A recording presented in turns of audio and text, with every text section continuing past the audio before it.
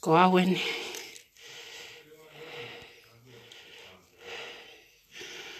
Ko awen mo togon Palestina San Francisco. Ko office ko numa mau. Ko office o apiako.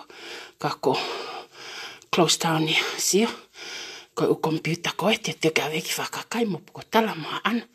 Mo muto sia ko lo computer Pea koe mau holo eni. So koe holo Koe holo eni. Ai tue holo mehe. Aloi ki mui ki he ko fui whare katoa ia.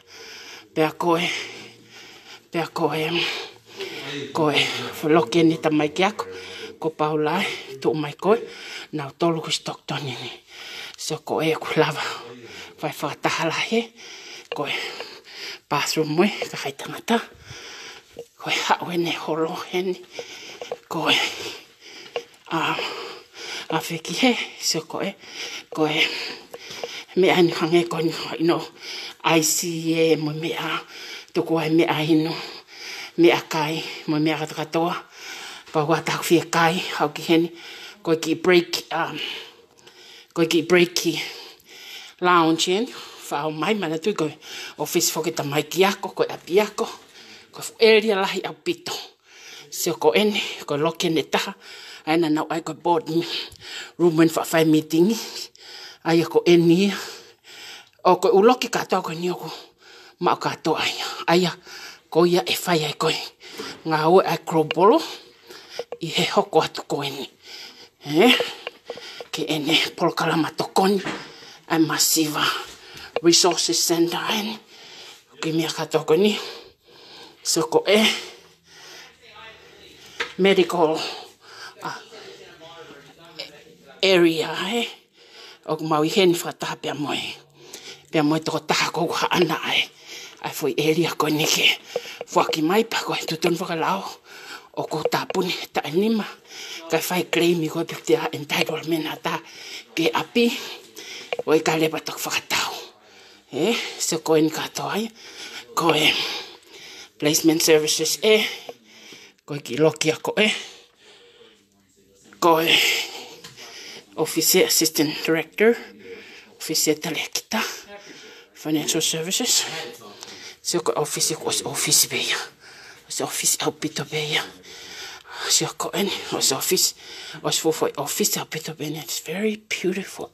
I like it. So I'm trying to let the rest of the world know, and he is the owner right from there.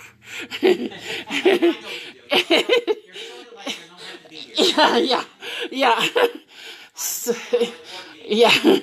So ko en aku fi tangata ke ni foki mai matau tol en hippi reki ai patoa globalo tai uluafi aua ko ia kato leke o sepau huki tu au hulu I mai foi fare me ai ke museo o computer so ke o computer kato ko Oko sikhe give away o computer kato ko pa ko give away ko ya ko feia ka vai ha ano owa yo ko ya pe ko tu ale vain no that's emergency door so ko kabineti ngawe akim me kato ko ya emergency only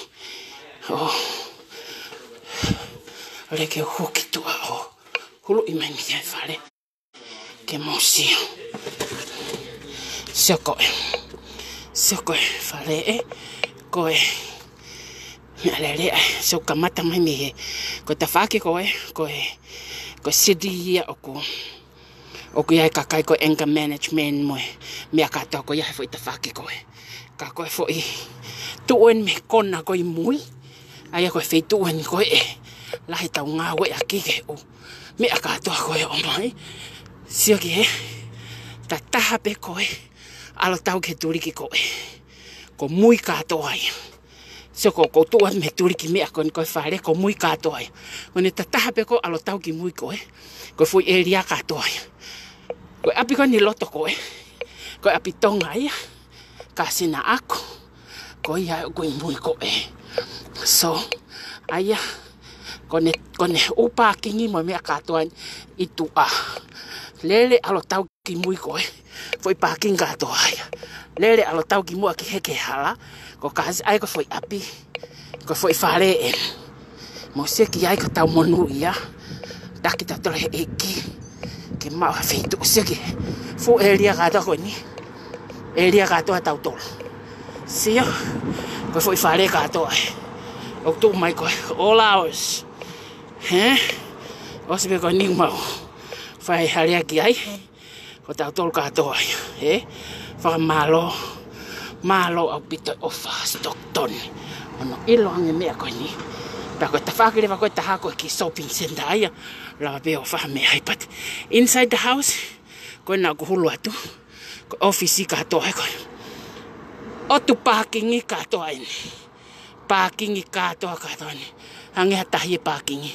Ai mea koe fiu kumi koe koe ke. Ha space koe hinga koe parkingi. Sio. Whakalata. Ai ka koe foi whare e. Koe foi whare e. So, pretty soon the Padok Cropple will be up there. Mahino. Ko ia. Aluai. Ta I mai hiwa ha ano tau ewa ki loto ha ano. Teu e nau computer ke whakatu uta. Oua. So koe foi huanga mai e. Kasi nea aku ne api e. I mui koe. Pea koe ona koe apini. Kono friend. Nane hanga. Sio mai ke lere takai holo. Kumi hola mea whakahifo holo pe mea halo atataloa. Pea hausi mauangen. Osi mau pe mea katoa ia. Aia ka koe lao foko pau ke tuku ia ha. Tau e nima kai whai e. Ai kumi ai tuaki he pepa. Kua tahau to ia ane entitlement e entitled ke api before pahangai owner sell. Pa koe sell ko ia ka hai. Katoa klau polo. Tai ulua fi oua. Ko ia pe ia. Maari e ta maiki. Pea ko ia. Mahino. Tau tō atu ki tau tolu ia.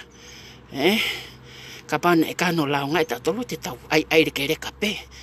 Lau ngai ma tolu mau puna ma tō ke vava. Puna waka puna ko hawhi wau. Alua ki puluto mo chupita. Ka ko ia. Ko tu ai he foi api. Pea koe ongo mata paen koe ki mui. Ai ako te lue koe he ki he. Waha holo ko Ai ako kuhulu ia ten. Mei mua ki mui. So e toki tae a kau koe ke whakarerei. Ka koe ki whai waha holo e tau ki halalahi. Koe ki whai waha holo e ko tau ki halalahi. Tō atu. Ai fu feitu o. Hoia we. Fi ai ka taha tau hula hula. Ka tau konseti fine mātua. Omi koe me tahi koe ka feitu ke nofo ai. Wai feitu ke o mā nofo ai. Mahino ai whakalele iau. Koia. Mo seki ai. Tala leke kaulongo a ke taktaku nima ala ki muito hak whananamu. Ko ia seuke, maari e tamaiki. Ko ia, e ko mautolo e nuk whaiano. Area e whi kontreki ke ai, mahino ia. Sia ko e, tau atu, ai fu apini, ko tui mo sirere mai ki ai. Ko kua au e nau hau ko whai aho ni. Pako haua tamu e konga, e kulere mai. Pako toki maua o mai ni saken. Foi loki koe ni koe. E pena whakatapo a te ai mo mea we can have a meeting here. Tae mea katoa pako toki. Whasio leka palamotaniela ke install e. Ngai stole lahi. Mo mea katoa ko ia mo ai haloki ke whi malolo hen pa malolo. Mau e mea katoa pehito, IC, bathroom, everything. Everything. I mean, mau mo e office. Tō atu. Koe ko i ngā ue le reia. Na e whai koe aho ni. Ka ko ofa lahi at ke tek mau tol kono katoa. Smau. Ai mea katoa e api. Whakawhiwhia au pito. Sio koe. Koe foi holo e tā koe. Koe foi holo e tā koe. Whakawhiwhia atu. Sio koe ki fui. E ria ni koko sio koe ki ai koe aisi. O ka pau e mea. E to o mai aisi. Ma mea ka ko te ngau e lahi e whai ki ai. Malo sayang ke tu be foi peito. O fi be ke exiting ang kitu a. Poko hangi ko ngahi. Loki lalai ko ke faya o mea. So kon, isio. Hangi ka pai faya. Tau hulo hula mo mea. Fe unga katoa behen. So ko loki enta. Ko atalo a be loki ko Ako anga ko special ha toka ke fai hen. Ko nga ke lava ke tu mai me pala ki poe oa. Fai no hino moto Tohi pala poe Foi sioka mo me tohi pala poe. Ka classroom me ta. Ai ko. Classroom me ta ai ko. Ia utai pe ma o me ka to ko. Ka ko ya. Ko foi fale ka to ai ko toi. Ko tau. Mau to do this and it will be ours pretty soon. Pato a grow polo ya. Toato. Au pito ko ofat ka mo tolo Bye bye for now. Ka mau fa o se me ko no ai. Bye.